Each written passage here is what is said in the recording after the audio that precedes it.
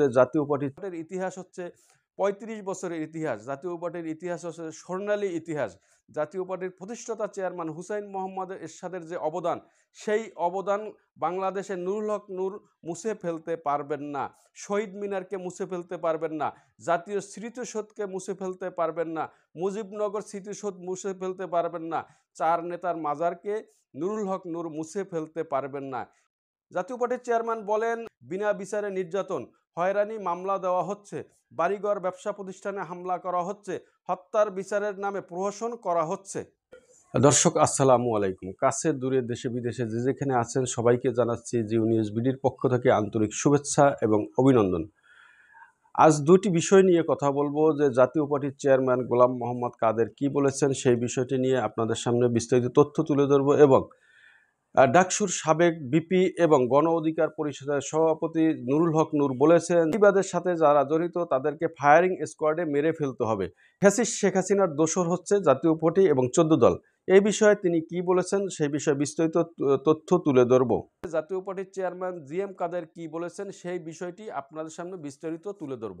জাতীয় পার্টির chairman GM কাদের বলেছেন, সব দলের মতামত না নিলে সংস্কার টেকসই হবে না।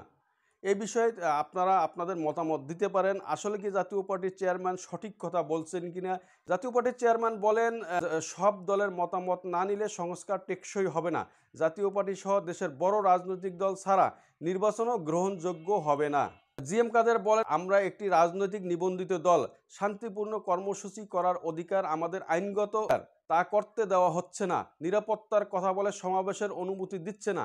কেউ হুমকি দিয়ে থাকলে রাষ্ট্রের দায়িত্ব ছিল নিরাপত্তা নিশ্চিত করা, রাষ্ট্র সেটি পালন করছে না। বৈষম্যমুক্ত দেশের কথা বলা হলেও ফ্যাসিস্ট শক্তির দোসর বলে রাজনীতিতেও বিভাজন করা হচ্ছে। বিনা বিচারে নির্যাতন, হয়রানি মামলা দেওয়া হচ্ছে, বাড়িঘর ব্যবসা প্রতিষ্ঠানে হামলা করা হচ্ছে, হত্যার বিচারের নামে প্রহসন করা হচ্ছে। পার্টির চেয়ারম্যান আরও বলেন, আমরা এটাকে ফ্যাসিবাদ হিসাবে দেখছি। নব্য ফ্যাসিবাদ আবার চেপে বসেছে। 48টি দলের মধ্যে 30টি দলকে বাদ দিয়ে নির্বাচনের কথা ভাবছে সরকার।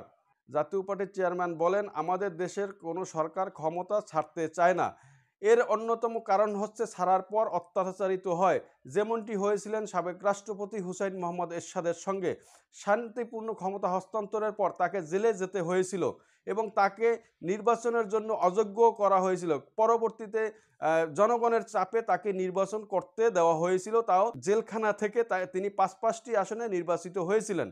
মূল কথা হচ্ছে যে জাতীয় পার্টির চেয়ারম্যান জিএম কাদের বলেছেন যে দেশের 48টি নিবন্ধিত দলের মধ্যে 30টি দলকে বাদ দিয়ে রাজনৈতিক সংস্কার বা বাংলাদেশের যে সংস্কার চলছে বা যে সংস্কার প্রক্রিয়া চলছে, সেই সংস্কার প্রক্রিয়া সফল হতে পারে না। কারণ আপনি 30টি দলকে বাদ দিয়ে সংস্কার করবেন, ভবিষ্যতে সেটা নিয়ে প্রশ্ন উঠতে পারে বলে মনে করেন জিএম কাদের। তিনি বলেন, আমরা একটি নিবন্ধিত রাজনৈতিক দল, আমাদের সভা সমাবেশ করার অধিকার আছে সাংবিধানিকভাবে। সংবিধান না থাকে সেটা ভিন্ন কথা, কিন্তু যেহেতু এই রাষ্ট্র এখন সংবিধানের আওতায় চলছে, তাহলে সাংবিধানিক অধিকার হচ্ছে সভা সমাবেশ করার, কিন্তু আমাদেরকে সেটা করতে দেওয়া হচ্ছে না। জিএম কাদের বলেন, গণমাধ্যমকে অলিখিত সেন্সরশিপ করে দেওয়া হয়েছে, আমাদের খবর প্রচার করা হচ্ছে না মিডিয়াতে। তিনি এই অভিযোগ করেন।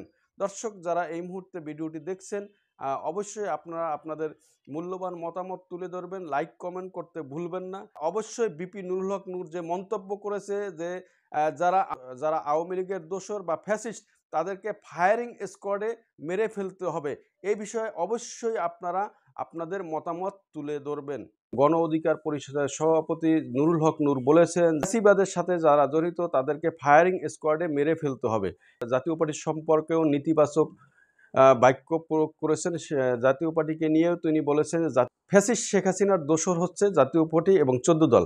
এই বিষয়ে তিনি কি বলেছেন সেই বিষয়ে বিস্তারিত তথ্য তুলে ধরব। নুরুল হক নূর বলেন যে জাতীয় পার্টি কোনোভাবেই এর দায় এড়াতে পারবে না। দেশের আজ এই সংকটের পেছনে অন্যতম দায় হচ্ছে জাতীয় পার্টির। নূর বলেন, ফ্যাসিবাদের সাথে যারা জড়িত এরকম কয়েক হাজার মানুষকে ফায়ারিং স্কোয়াডে মেরে ফেলা উচিত, কারণ ভবিষ্যতে যেন ফ্যাসিবাদ মাথাচাড়া দিয়ে উঠতে না পারে। তিনি আরও বলেন যে জাতীয় পার্টির রাজনৈতিক প্রাসঙ্গিকতা বর্তমানে বাংলাদেশে নেই। বাংলাদেশের ফ্যাসিবাদের বিচার হলে অথবা কাল জাতীয় পার্টিরও এই বিচারের মুখোমুখি হতে হবে বলে উল্লেখ করেন নুরুল হক নূর। মূল কথা হচ্ছে যে নুরুল হক নূর মনে করেন যে জাতীয় পার্টি বা ফ্যাসিস্ট শেখ হাসিনার দোসর হচ্ছে ১৪ দল এবং জাতীয় পার্টি। নুরুল হক নূর মনে করেন যে জাতীয় পার্টির সাথে কোনো টকশোতে বা কোনো আলোচনায় তিনি অংশগ্রহণ করবেন না। এখানে আমার কিছু কথা আছে যে নুরুল হক নূর বিগত দিনে কেন জাতীয় পার্টির সাথে আলোচনায় বসেছিল সেই প্রশ্নটা আপনাদের মাঝে আমি ছেড়ে দিলাম। বিগত দিনে আমরা দেখেছি, মিডিয়াতে দেখেছি, নিজেরা সামনাসামনি দেখেছি যে নুরুল হক নূর বনানী যে জাতীয় পার্টির যে চেয়ারম্যান কার্যালয় আছে সে একাধিকবার গিয়েছেন এবং জাতীয় পার্টির চেয়ারম্যান জিএম কাদেরের সাথে আলোচনায় বারবার তিনি বসেছেন। এছাড়াও সাবেক প্রধানমন্ত্রী শেখ হাসিনার অফিসে তিনি গিয়েছেন, একাধিকবার গিয়েছেন এবং তাকে মা হিসাবে উল্লেখ করেছেন। তার পায়ের ধুলো পর্যন্ত নিয়েছেন নুরুল হক নূর।